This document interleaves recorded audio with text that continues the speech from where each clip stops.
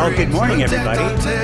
First of all, mon nom est Tim Tooney, conseiller de quartier de Beacon Hill, Cedarville. We're standing right here in Beacon Hill, Cedarville. It's always great when Doug comes out to the community because it's always good news. I'm surrounded by many other colleagues here today, especially in the East End, where we saw the upload of the 174. We've seen many announcements that benefit the City of Ottawa, and we have a relationship that is really formed well between our Mayor, Mark Sutcliffe, as well as the government and Doug Ford to ensure that we get the most we can for this city. But today we're here talking about this beautiful facility, the workers that it employs in the neighborhood, and the Canadian products that they do have. On that note, I'll turn the floor over to our great Mayor, Mark Sutcliffe.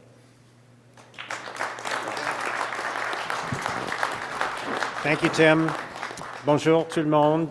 C'est vraiment un plaisir d'être ici aujourd'hui pour cette annonce très importante. Et tout d'abord, je tiens à remercier l'équipe d'Ambico de nous accueillir ici aujourd'hui. I want to say thank you to Judah and the team at Ambico, team all over the place here, a great team. Thank you for welcoming us here today. I'm grateful to the Premier and his team for highlighting a successful family-owned Ottawa business today here in the east end of our city, a business that, like many other companies in Ottawa, is facing some anxiety over the prospect of a tariff battle with the United States. Even if there is a temporary reprieve, we all need to continue to work together to respond to this ongoing crisis. I'm glad to be joined today. Je suis très heureux d'être ici avec mes collègues du Conseil municipal. I'm joined by my colleagues Tim Tierney, who you saw, Glenn Gower, Kathy Curry, Marty Carr, Catherine Kitts, and Laura Dudas. And Tim, it's always great to be in Beacon Hill Surville Ward, and you're a great champion of local businesses in this ward. So I'm very excited about the announcement we're about to hear from the Premier today. Over the course of the past few months, I have been speaking regularly with the Premier, with Transportation Minister Prabmeet Sarkaria, who's here today as well. We've been talking regularly with the Premier, with the Minister, with others on their team about Ottawa's challenges. And I think what we're going to see today is a very strong example of the Premier's willingness to listen and to respond, not with a small Band-Aid solution, but with something meaningful, something that has the potential to be a real game changer for Ottawa. So Premier, thank you very much. I'll turn it over to you. Premier Doug Ford.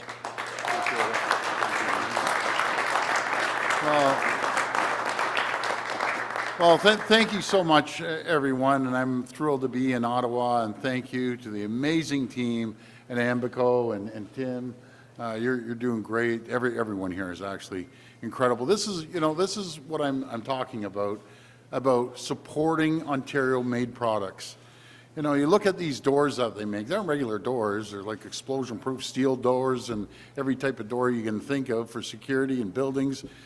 We need to buy 100% Ontario, and if they don't make it in Ontario, we have to buy 100% Canadian.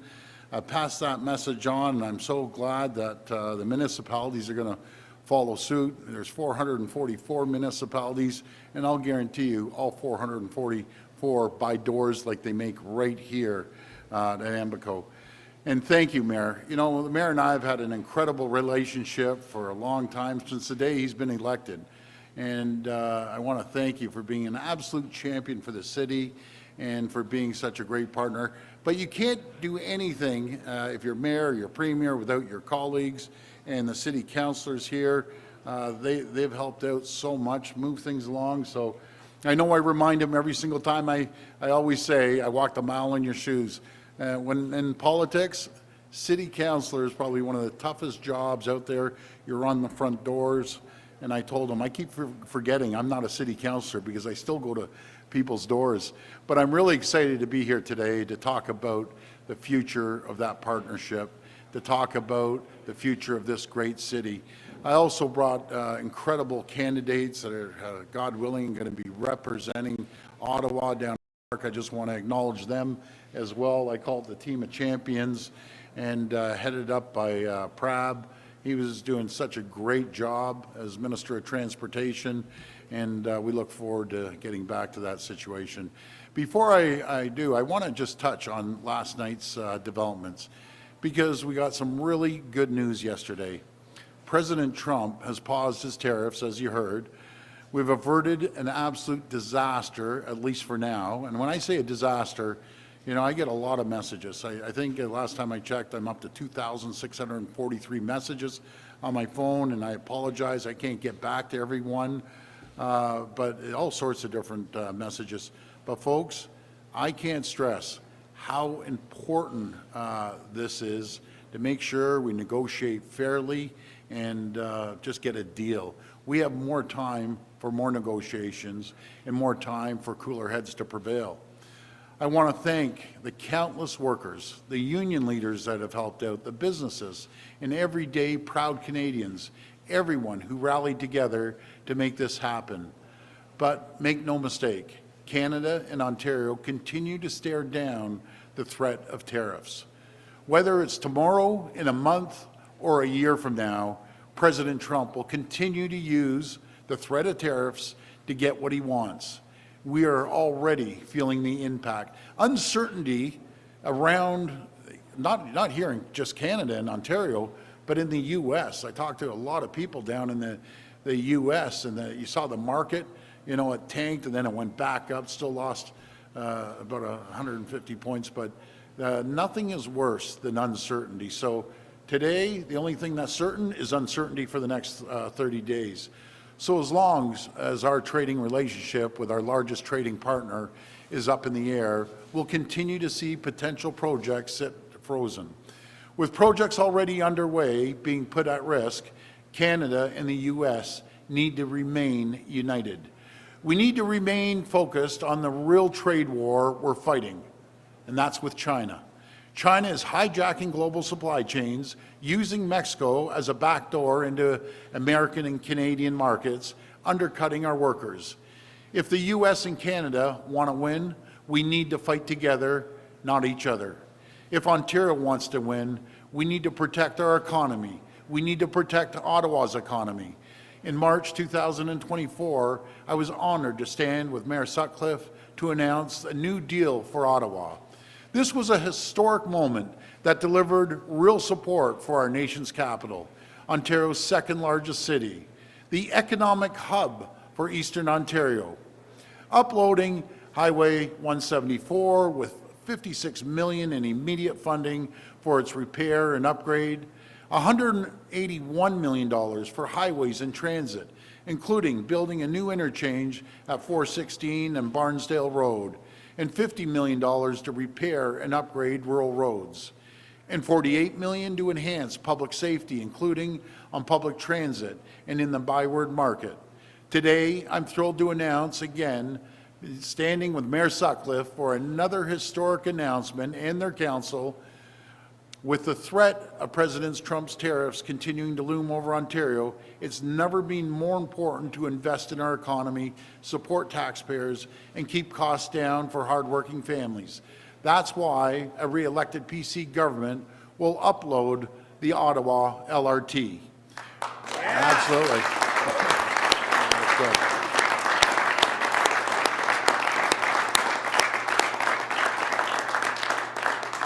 Doing so will free up significant funds and capital. You know, I think, Mayor, over 30 years, about $4 billion for Mayor Sutcliffe and the city government to invest in other priorities, helping to support local taxpayers by reducing operational costs, improving local services, and keeping costs down for hardworking families here in Ottawa.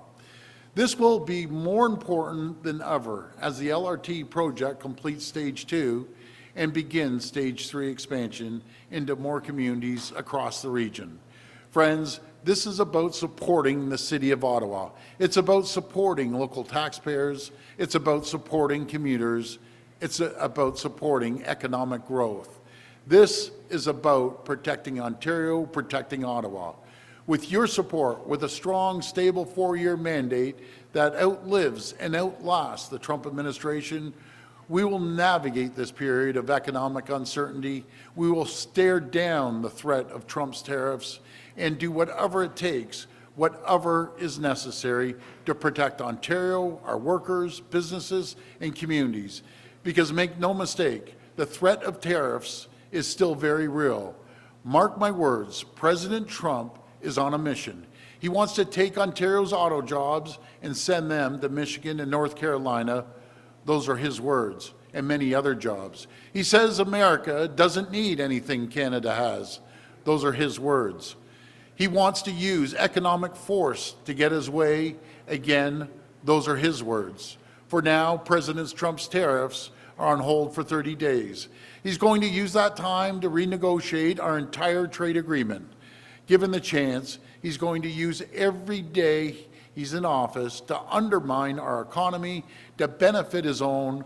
Ontario and Canada are in a battle for the next 4 years, a trade battle, a diplomatic battle, an economic battle. We have to work every angle, use every relationship we've got, governors, senators, congressmen, and women, to make sure President Trump understands this simple fact. We are so much stronger together. With your support, I will take these battles on. I will take our message stateside. I will work with whoever, wherever, whenever to win. I will protect Ontario. Thank you so much, and may God bless the people of Ontario. Thank you. Thank you. We will now open the floor for questions from the media. Please come to the mic and state your name and outlet. Just a reminder, it's one question and one follow-up. First question. Mr. Ford, Ian Bailey from the Globe and Mail. Hi, We've Ian. all seen the hot mic footage of you talking about Donald Trump. Yeah. Bonnie Crombie's team has cut an ad and put that out there. I Yeah. wonder if you could tell us, why did you support Mr. Trump ahead of the election when it was clear he was going to target Canada with tariffs? Well, you know something, I always believe in working with anyone. And yeah, on the hot mic, yeah, he makes me swear once in a while. I think he makes a lot of people swear in this country. So I thought it'd be a little different, a little change, but obviously he decided to pull the knife out and stab us. And when I'm there, my number one job is to protect Ontario, to protect Canadians. That's exactly what I'm going to do. I will fight with every single tool I have in our toolbox to make sure we defend the people of Ontario and in return defend the people of Canada. As a follow-up, how do you see the next 30 days unfolding with the tariffs suspended? What worked? Well, What didn't yeah. work? What do you have to change to? Do you think you can head off the tariffs altogether? Well, we'll do our best. I'm going to head down there on the 11th and 12th, back there on the 20th. We're constantly talking to the governors and senators and congressmen and women. We have to make sure that the American people understand what it will do to their economy. There's going to be layoffs. There's going to be inflation in both countries. It's going to be causing the interest rates to go up. When the inflation goes up, interest rates will go up. It'll be a disaster. My American friends, and I have a lot of American friends, and I love the U.S., and so do Canadians, right across the board. And I know Americans love Canadians. No one, not one single person, not one elected official is going, Canada's the problem. It's just not happening. You know, the problem is China shipping in cheap parts to go into Mexico. Mexico slaps on that Made in Mexico sticker, ships it up through the U.S. and Canada, and cost American and Canadian jobs. I'm there to protect against these threats from China, from Mexico, and now the threats of tariffs from the U.S. Hi, Mr. Ford. Kate Porter with CBC Hi, Kate. Ottawa. You just mentioned $4 billion in upload from the city. Ottawa has trains, tracks, debt, lawsuits. What are the details here? Are you saying that Metrolinx is going to upload all of that, and when? Yes, well, I can pass that over to, I almost called him the minister. He's not the minister. He's Prab Sarkaria, and maybe you could talk about that a little bit. But what the point is here, we're going to take the burden off of Ottawa. Their number one anchor around their neck is the cost of this LRT. We all saw what happened on phase one. We're correcting that, all of us. Phase two, it's going to be much better, and phase three will be great. But Prab, do you want to say a few words? As the MPP from Brampton, not from anything else, just to go on record. Yeah, thank you very much. So just like we operate many of our LRTs, I think one of the suggestions from Mayor Sutcliffe in our conversations had been about how the Ottawa LRT had additional costs. So when you talk about life cycle costs, life cycle and capital costs, those are what we will continue to work with in our team at Metrolinx to ensure this upload takes place.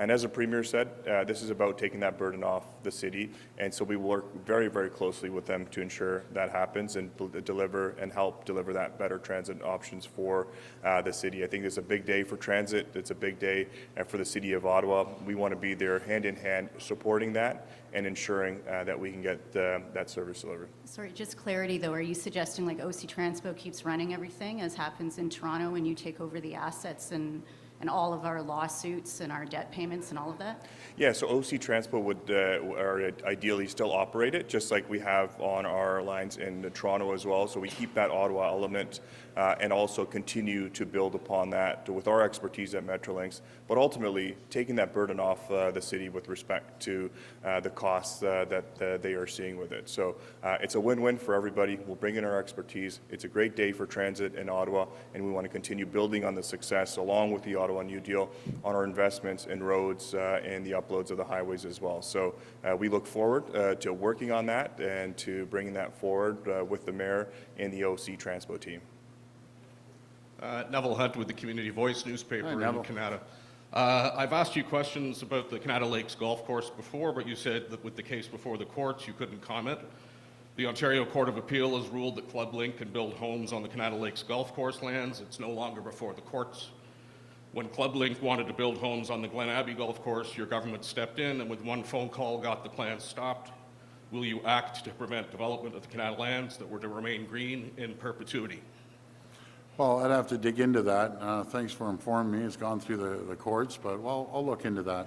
But I just can't, I just don't know about the case as much as you do. So just give me time to look into that and I can get back to you. On June 20th, 2023, you were in the riding. I asked you a question. You responded that you weren't familiar with it and Yeah, that I'm you still would not. provide a direct answer, and I have never received a call back. Well, if you give your number over to one of my folks there, I'll be able to give you a call back. Thank you. David Aiken, Global News. Hi, Good Dave. morning. Good afternoon, Premier. How are you doing? Good to have you in Ottawa. Yeah, great to be here always. I wanted to ask about the border security details announced Yes. by the federal government yesterday, whether you think that's sufficient, and also we're trying to figure out where this 10,000 border personnel is going to come from.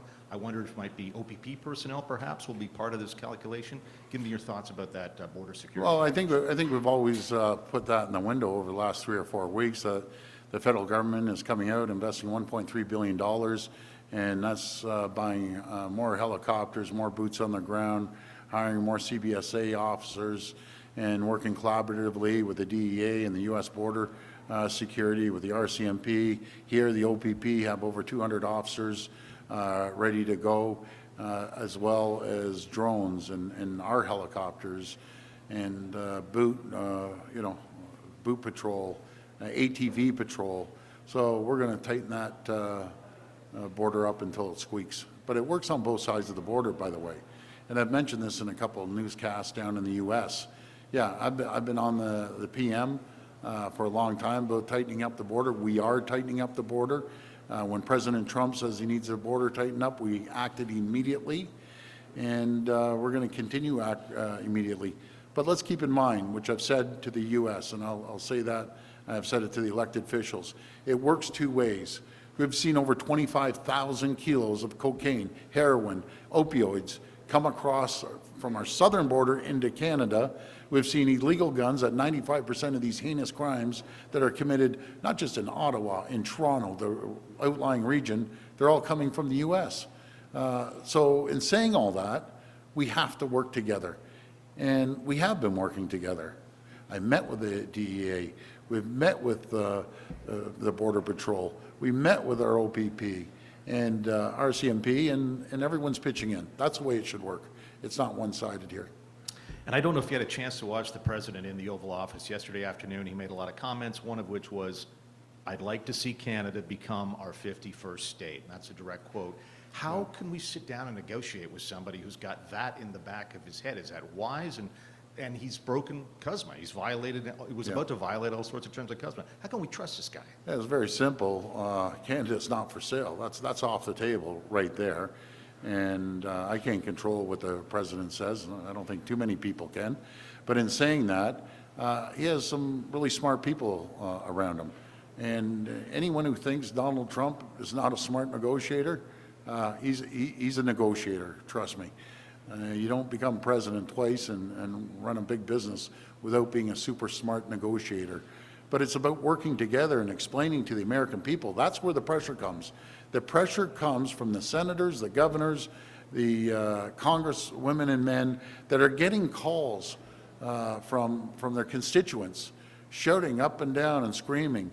It's like 3,600 products the LCBO was ready to pull off the shelves. Just think of this, folks. 3,600 products, 35 states, and out of the 3,600 products, I'm guessing close to over 2,000 companies, all calling up their federal senator, their federal congressperson, their local congressperson, state congressperson, their governor. Lines are blowing up. There's one thing I learned. I've learned a lot. One thing, don't mess with people's booze. They lose their minds. And that's what happened last negotiation when we pulled, we pulled some booze off the shelves last time, the bourbon in Kentucky. People love the bourbon. It's their country, their state, their religion, and then bourbon in Kentucky. That's how it goes. Hey, Premier Ford, David Baxter here from the Canadian Press. Now, you called this election to respond to the tariff threat. We now know there's going to be that 30-day reprieve there, and there is still more work to do there, of course. But there are a lot of issues affecting Ontarians here at home. Many can't find a family doctor. We're still dealing with a housing crisis. When will Ontarians hear your plans to address the health and housing issues the province faces? Yeah, well, we've been working hard. We put more stuff up front. Matter of fact, the mayor ended up getting a nice big check with the city council because he met the BFF fund. And we're going to continue making sure that we invest and cut red tape and regulations. Nothing gets frustrating more, gets me more frustrated than, and it doesn't happen in Ottawa that much, but other jurisdictions, let's say. I went to a company yesterday and they said, well, we might be moving down to the U.S. or Mexico, not because we don't love it here and we've been here close to 100 years, is because I put a permit into the city and I have construction guys outside and it's taking a year and a half to get a permit. Guys, let's work on COVID speed. Every municipality, the province, the federal government, no more hokey pokey, put it on the carousel, go around for comments, hop on. I'm an expert at this. I'm telling you, I've worked in Toronto, City of Toronto. I know how it works. And then they put the comments on, and it goes on the carousel. It comes back for more comments. And the little Miss Jones is worried about the grasshopper and everything else you could think of. We need to start building. We need to start building businesses. So what I did, I called the mayor, and I won't say the name, and said, you know this permit? This guy's ready to move 200 jobs down south of the border because of permitting.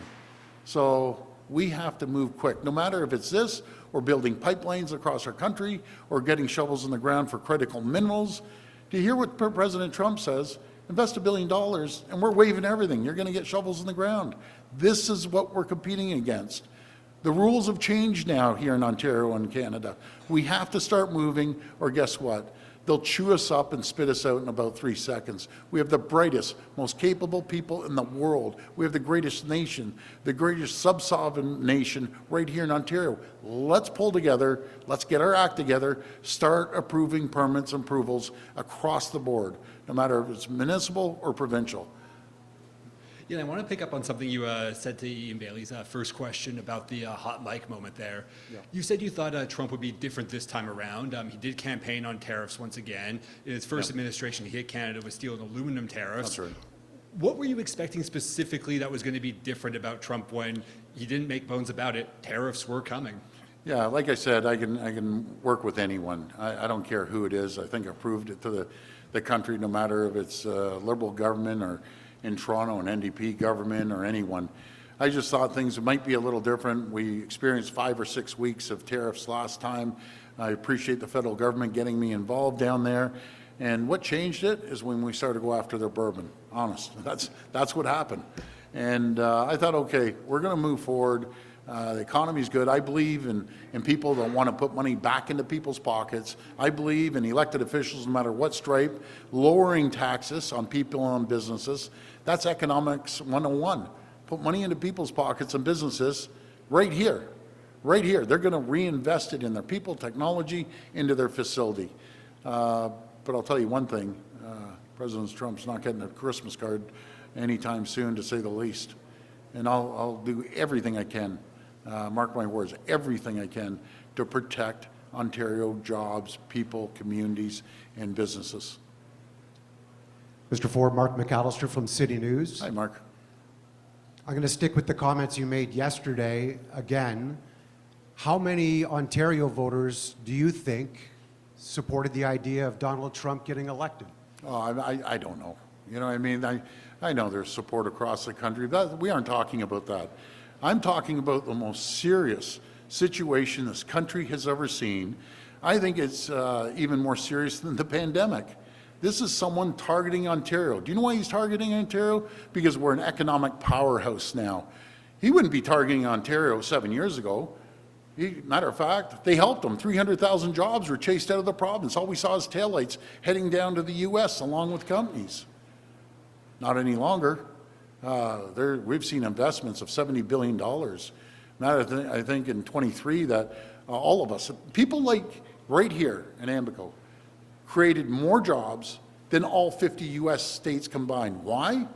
Because we cut the burden, cut the red tape and the regulation, reduced the cost of doing business by $8 billion. Companies are fleeing from all over the world to come here to Ontario because of the quality of the people, because we've cut $1 billion of red tape, because we've never ever raised a tax on businesses. Matter of fact, we've reduced them, lowered the burden $8 billion a year, and we're putting money back into these hardworking people's pockets. Simple as, no matter if it's filling up on your gas, every time you fill up on your gas, I wish we had a big sign on every pump.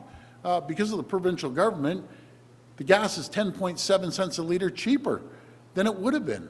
The other parties believe in the carbon tax. I don't believe in gouging people. I believe in giving money back. On the $200 rebate, we were going ahead, no matter if there was election or no election, they were getting their $200 rebate. And I'll tell you the difference between ourselves and the other two parties or three parties. They believe when you get money in the government, it's the government's money. It's not the people's money. We think totally different. This is people's taxes that they paid, and we saw a little increase of revenues. We went around the cabinet table, it took us about 3 seconds to decide we're giving it back to the people that gave it to us. Very few governments that I know think that way. And I'll tell you, the three other parties, they don't think that way. They think, I'm going to take that extra money and I'm going to tax you more. That's their philosophy. High taxes do not work anywhere in the world. You supported Donald Trump during his first time in office, when those first tariffs were implemented. What made you think that this was going to be any different? Well, I went down there, and again, I thank the federal government for sending me down there to negotiate with Mr. Lighthizer, Bob Lighthizer at the time. Had a great relationship with him, and we all worked collaboratively together with Mr. Lighthizer, with the federal government, with all the provincial premiers at the time. We also all hopped on the plane and came down to Washington to meet the governors. Folks, this is all about relationship building. It's not tit for tat and back and forth. It doesn't work that way. You have to respect negotiations. When someone says we're going to give you a reprieve for 30 days, you don't jam it to them. You respect the art of negotiations. You say, that's fine, then we'll pull back. Folks, I got to explain it again. I don't think people understand the catastrophic hit we will take in the economy. There'd be 500,000 people losing their jobs here in Ontario.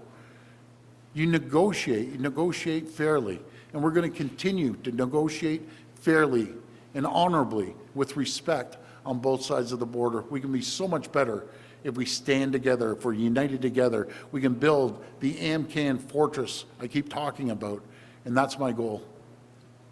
Thank you, Premier. Marco Vigliotti, iPolitics. I do want to stay with the hot mic comments, but pick up what you said about those investments that you're saying are being drawn to Ontario. A big part of that are the investments your government's made, along with the federal government, in EV manufacturing.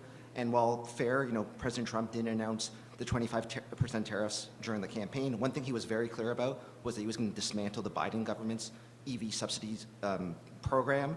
Considering that this is what we're staring down, Yep. this may put more strain on your government and on those business decisions for those EV manufacturings. Can you explain why you were still excited to see this man take the White House?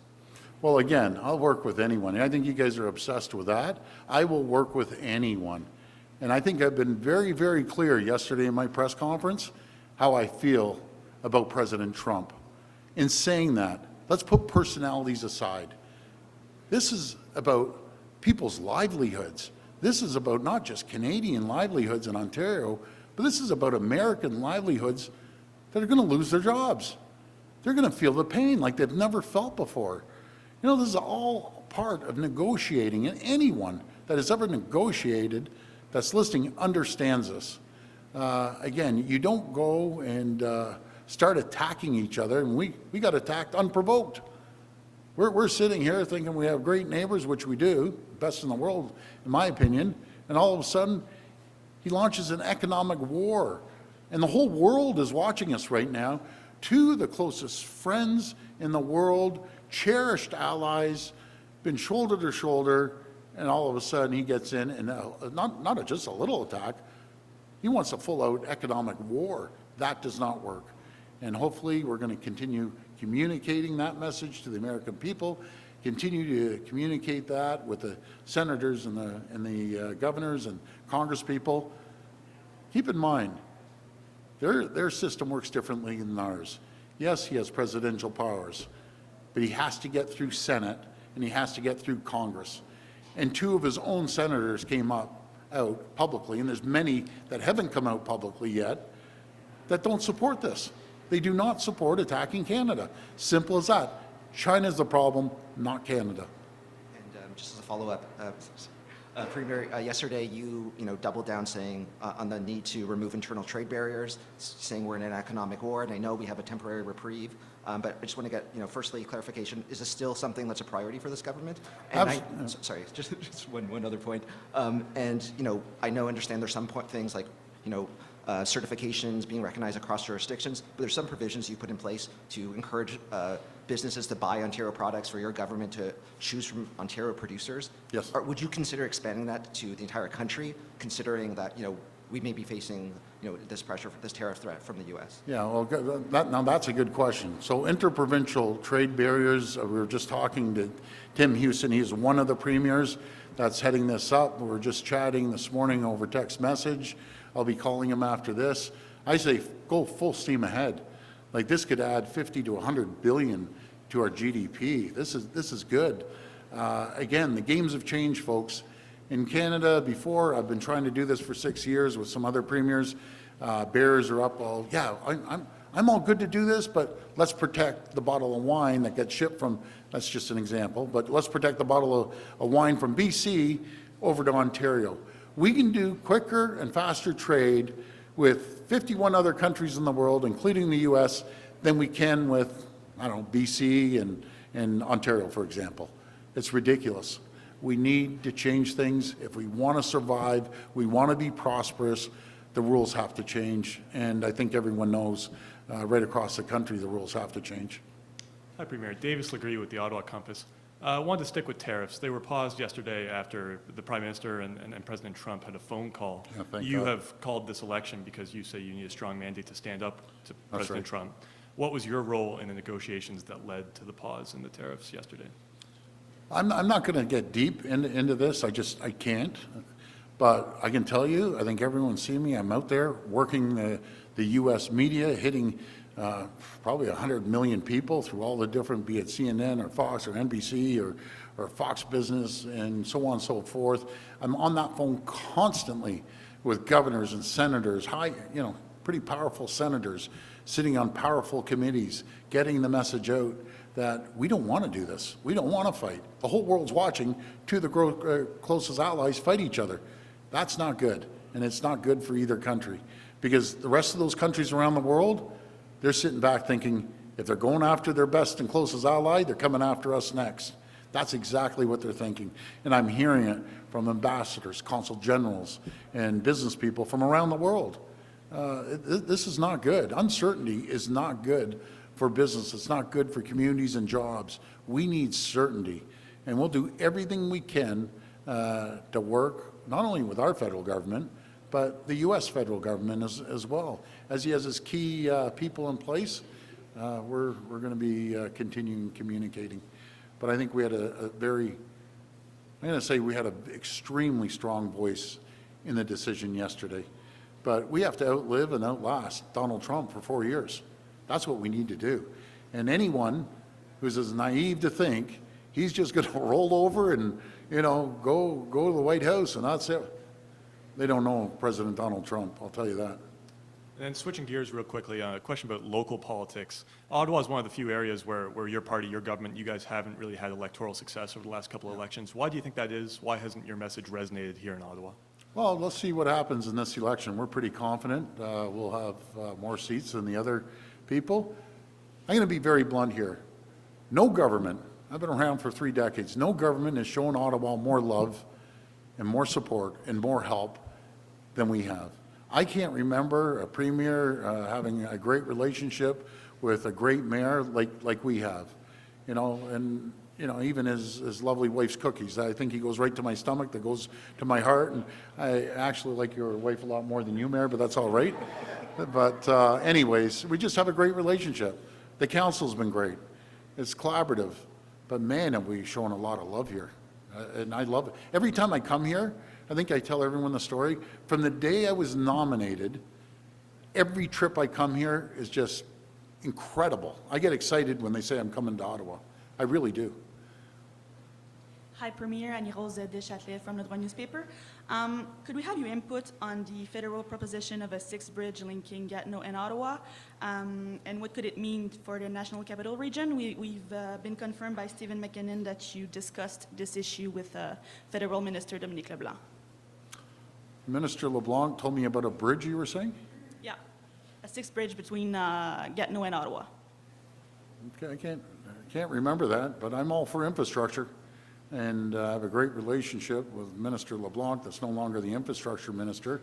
But we're in. If we can get federal funding, we can get support from Quebec and Ontario, let's build. I'm all about building and putting infrastructure in. We announced another $22 billion for infrastructure the other day, on top of the $200 billion that we're doing right now across the province. In Ottawa, as you heard, got a good chunk of that, not only the infrastructure of the transit, but also the interchanges and rural roads. That's important. So I believe in infrastructure. Monsieur Sutcliffe, rapidement, votre présence ici ce midi, est-ce que c'est un peu votre endossement à la candidature de... Je vais faire une conférence de presse. Oui. Parfait. Merci beaucoup. Merci. Good day, Mr. Ford. Hi.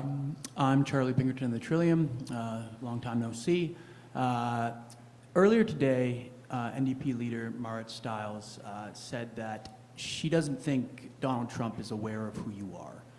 You've today and in the past plenty of times talked about the importance of relationships and negotiating. So I'm just wondering if you can share what your personal relationship is with Donald Trump, if there is any. I don't have a personal relationship with Donald Trump. Okay, thank you. Our publication published a story earlier today that was about a lawsuit against 2 former staffers of yours. I won't get into the nitty-gritty, but essentially it's about an alleged scheme to get properties rezoned for development. I've never heard of this. Well, First time I've heard about it. Okay, well, the question I have for you is, I'm just wondering if you think that your government has created a culture that, essentially allows people to believe that backroom dealing can help them Absolutely not. It doesn't happen. Anything happens like that, they're fired instantly. I don't play those games. I focus on taking care of the people. Hello, Mr. Ford. I'm Anna Louise from Radio Canada. Marit Stiles says this morning in a press conference that you left the province vulnerable and weak. What's your reaction? Well, I'm going to have to disagree with Marit Stiles between the NDP that prompted up the Liberals that destroyed our province and gave us the largest sub-sovereign debt in the world, highest electricity costs, chased 300,000 jobs out of the province. Look where we're at. Isn't it amazing how different government, things change in 7 years? But we're going to continue being here and protecting the people of Ontario. During your speech, you say that we need to buy 100% Ontario. How we achieve that? Well, we're going to make sure that we allocate the $30 billion that we buy, and there's so many different agencies and so on and so forth that buy as well, along with the municipalities, 444 municipalities. They have massive buying power. But folks, I don't have to preach this. This is a no-brainer. I've never seen patriotism run so hard and so fast around our country, and I love it. I absolutely love to see patriotism in our country and our province and people waving the Canadian flag. And most of people that I see forget the political stripes. Canada comes first, and I love to see that. So let's all band together. We're an economic powerhouse. Our budget's $214 billion. Very few states in the U.S. can say their budget's $214 billion. Very few companies in the entire world can say their revenues are $214 billion, outside of a few, Walmart and maybe Amazon and a couple others. But we're right up there. So we have the buying power. And you know something? Americans know that. President Trump knows that. That's why we have a target on our back. And that's why we have to stay united, I should say, and fight with everything we have. And we will. Mark my words, we will. This will be the last reporter. Good afternoon, Mr. Ford. Thank you for taking the time. Austin Lee here with CTV News. My question is, what does Ontario need to do to reduce reliance on the United States, and how will your government make tangible steps to bring more manufacturing here to Ontario? Yeah, thank you. That's a great question. You know, so we've set records on manufacturing. Over 200,000 jobs were created in 2024 alone. We're seeing right now, potentially, I mentioned the $70 billion from all over the world that have come in. By the way, not just in the EV sector. We've seen in the tech sector right here. Everyone thinks tech capital is Waterloo, Kitchener. Yeah, it's great. Those are really good places. The real tech capital is right here in Ottawa. How many companies? Is there 600, Mayor? In the tech sector? Yeah. 800, wow. So this is the tech capital of Canada, and we've invested here in tech companies. Life sciences as well, over $6 million have been invested in Ontario. You have to create the climate and the conditions for companies to come here. If government creates jobs, I'll tell you folks, we're all in deep trouble. We create the climate and the conditions for companies to come here, for the lower taxes, lower energy, but the number one selling feature are our people. They're absolutely incredible. Right now on the table, we have tens of billions of dollars. Right now, it's on hold. People are nervous. That's what I talk about, uncertainty. But there's no better government anywhere in this country that can drive economic growth that we have, and we have a proven track record. Just as a follow-up to the LRT, or for the LRT announcement here, I wanted to talk about the timeline of this announcement. So when did these conversations begin, and why are you announcing this commitment now? Well, this conversation's been going on since the day the mayor got elected. He said that's one of the number one issues, and it's a massive financial burden for a city, no matter how big Ottawa is, and it's the second largest in our province. That's a massive burden to put around someone's neck. But we're there. We're going to support the mayor, the citizens of Ottawa, the city council, and it's just like 1,000 pounds were just lifted off their shoulders today. But this conversation's been going on every time I talk to the mayor. This guy's a champion. He fights for his people in Ottawa like you've never seen before. And he has the backing of the city council, and he's just an incredible person. He really is. A smart guy, too.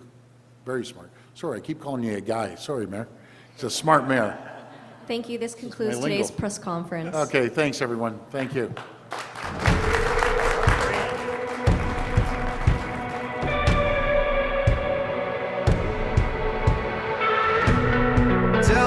your future in someone else's hands. I'm telling you the truth, yeah, we gotta take a stand. If you tell me things are wrong, well, we gotta make them right. You tell me we're divided, but I think we'll unite. 'Cause we promised our kids, we promised our country. It's knocking on our door and the pressure is real, so go ahead and tell me, who's gonna fight for you? If there ever was a time to answer the call, who's gonna fight for you?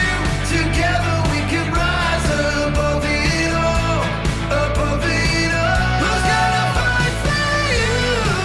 Who will? Who will? Oh, who's gonna fight for you? Who will? Who will? Oh, who's gonna fight for you?